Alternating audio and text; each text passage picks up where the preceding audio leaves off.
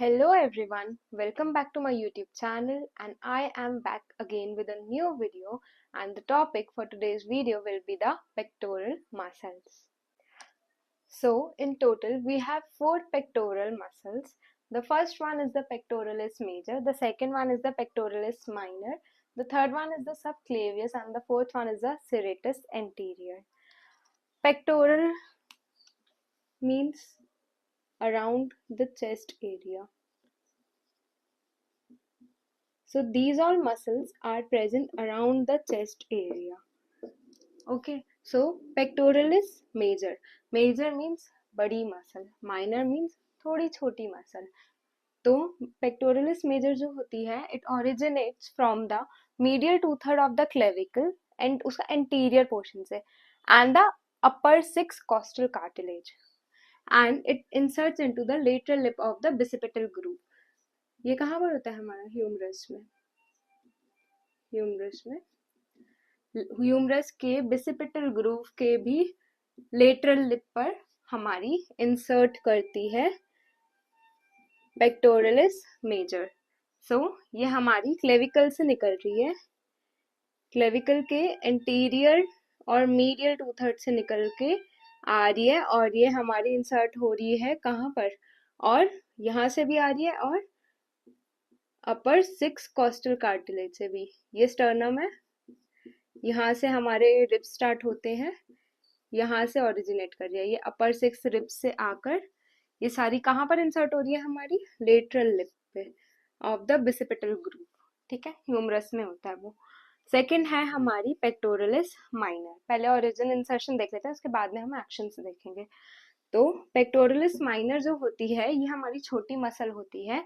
ये ओरिजिनेट करती है हमारी 3rd, 4th, 5th रिब्स से, कॉस्टल कार्टिलेज के पास में से, और इंसर्ट करती है हमारा कोरेकॉइड प्रोसेस पे. कोरेकॉइड प्रोसेस हमारा जो होता है वो स्कैपुला के ऊपर प्रेजेंट होता है. ठीक है, स्कैपुला में एक प्रोसेस होता है ना, कोरेकॉइड प्रोसेस, ऐसे करके. तो यहाँ पर ये इंसर्ट करती है medial aspect of the coracoid process. कहाँ से? 3rd, 4th, 5th रिब से ओरिजिनेट कर रही है और medial aspect of the coracoid process पे आके ये इंसर्ट कर रही है हमारी पेक्टोरलिस माइनर, छोटी मसल है. ठीक है, सब क्लेवियस जो है वो हमारी फर्स्ट कॉस्टल कार्टिलेज से ओरिजिनेट करेगी. ये रहा हमारा, ये फर्स्ट रिब हो गया. ठीक है, ये स्टर्नम है. ठीक है, ये रेफरेंस के लिए बना रही हूँ. तो यहाँ से ओरिजिनेट कर रही है और क्लेविकल बिल्कुल फर्स्ट रिब के यहाँ लगा लो. ठीक है, क्लेविकल के इंफीरियर पोर्शन पे यहाँ पर आकर ये inferior surface of the clavicle पे ये इंसर्ट करेगी. इंसर्शन है इसका हमारा कहाँ पे? Inferior aspect of the clavicle में. ओरिजिनेट कहाँ से कर रही है? हमारी फर्स्ट कॉस्टल कार्टिलेज से. ठीक है, उसके बाद रह रही है हमारी सेरेटस एंटीरियर. सेरेटस एंटीरियर क्या होता है? Outer surface of the 6 ribs से हमारी ओरिजिनेट करेगी और ये हमारी इंसर्ट करेगी anterior aspect of the medial border and the inferior angle of the scapula. कैसे कि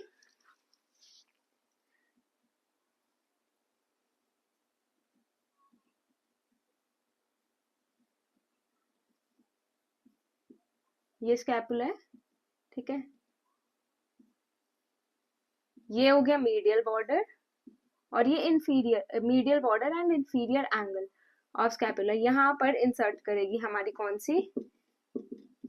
सेरेटस एंटीरियर. इसके मतलब ये एंटीरियर एस्पेक्ट में जो हमारा पार्ट रिब्स के साथ कनेक्ट हो रहा है उस साइड में प्रेजेंट होगी ये.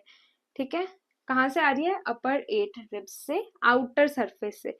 ये रिब्स बनाए थे मैंने. ठीक है, ये रिब्स थे. अब ये यहाँ से नहीं ओरिजिनेट हो रही है, बाहर की साइड से ओरिजिनेट हो रही है, वो भी 8 रिब्स से, अपर 8 रिब्स से. ठीक है, और हमारी इंसर्ट करेगी कहाँ पे? Medial and inferior, medial border and inferior angle of the scapula के एंटीरियर, मतलब एंटीरियर साइड वाले पार्ट में. ठीक है, अब जिस साइड में जोन सी मसल कॉन्ट्रैक्ट करेगी उस साइड का वो मूवमेंट देगी. ठीक है, सो सबसे पहले पेक्टोरलिस मेजर हमारी कहाँ से आ रही थी? मीडियल 2/3 ऑफ क्लेविकल से आ रही थी. ठीक है, plus upper six costal cartilage से आ रही थी, ठीक है, पूरी एक साथ आके हमारी कहाँ पे जुड़ रही है, बिसिपिटल ग्रूव पे, बिसिपिटल ग्रूव के लेटरल हेड पे। तो क्या करेगी, अब यहाँ से ये पूरी मसल ऐसे आ रही है, यहाँ से आ रही है, तो अगर मेरा हाथ ऐसे है तो ये अगर कॉन्ट्रैक्ट करेगी तो ये एडक्शन में हेल्प कर रही है, कॉन्ट्रैक्ट करेगी तो मीडियल रोटेशन में कर रही है, और फ्लेक्शन में भी हेल्प कर रही है, ठीक है। तो सबसे मेन रोल है हमारा पेक्टोरलिस मेजर का एडक्शन एंड मीडियल रोटेशन। साथ ही साथ में ये हमारा एक और मूवमेंट में हेल्प करती है, दैट इज फ्लेक्शन। फ्लेक्शन में एज अ सिनर्जिस्ट बोल सकते हैं हम, ठीक है, फ्लेक्शन। नेक्स्ट है हमारी पेक्टोरलिस माइनर। कहाँ से ओरिजिनेट कर रही है, ये हमारी थर्ड फोर्थ फिफ्थ रिब्स से ओरिजिनेट कर रही है और कोरेकोइड प्रोसेस पे जाके अटैच हो रही है, यहाँ से ओरिजिनेट करके पीछे की साइड यहाँ पे जाके अटैच हो रही है। अगर कॉन्ट्रैक्ट होगी, ये कॉन्ट्रैक्ट करेगी तो क्या होगा, शोल्डर का डिप्रेशन हो रहा है, राइट। तो हमारा जो पेक्टोरलिस माइनर है वो क्या होगी, शोल्डर को डिप्रेस करने में हेल्प करेगी, शोल्डर डिप्रेशन, ठीक है। नेक्स्ट है हमारी सब क्लेवियस। सब क्लेवियस हमारा फर्स्ट कॉस्टल कार्टिलेज से आती और नीचे आकर नीचे हमारी क्लेविकल के इंफीरियर बॉर्डर पर नीचे की साइड पे अटैच हो रही थी। अब ये मसल क्या करेगी, हमें क्लेविकल को डिप्रेस करने में हेल्प करेगी। कॉन्ट्रैक्ट, छोटी सी मसल है, यहाँ से यहाँ तक किया है, अगर ये कॉन्ट्रैक्ट करेगी तो ये क्लेविकल को नीचे की साइड पुल करेगी, ठीक है। साथ ही साथ में हमारे शोल्डर के जितने भी मूवमेंट्स हैं, flexion, extension, abduction, adduction, medial या लेटरल रोटेशन, तो सब में क्या करेगी, हेल्प करेगी। तो सब क्लेवियस हमारा शोल्डर को स्टेबलाइज भी करेगी, शोल्डर में मूवमेंट, शोल्डर की मूवमेंट को स्टेबल रखेगी, हेल्प करेगी, ठीक है, और क्लेविकल को डिप्रेस करेगी, ठीक है। लास्ट है हमारी सिरेटस एंटीरियर। ये आ रही है हमारी आउटर फर्स्ट 8 रिब्स, रिब्स हैं ऐसे में निकल रही है, ठीक है। फर्स्ट 8 रिब्स से ओरिजिनेट कर रही है और जा रही है ये मेरी पीछे स्कैपुला के मीडियल और मीडियल बॉर्डर और इंफीरियर एंगल पे। तो अगर ये यहाँ से कॉन्ट्रैक्ट करेगी, ये अगर कॉन्ट्रैक्ट करेगी तो क्या होगा, जो मेरा स्कैपुला है वो चेस्ट वॉल के पास में आएगा, ठीक है। तो ये क्या करती है, हमारी स्कैपुला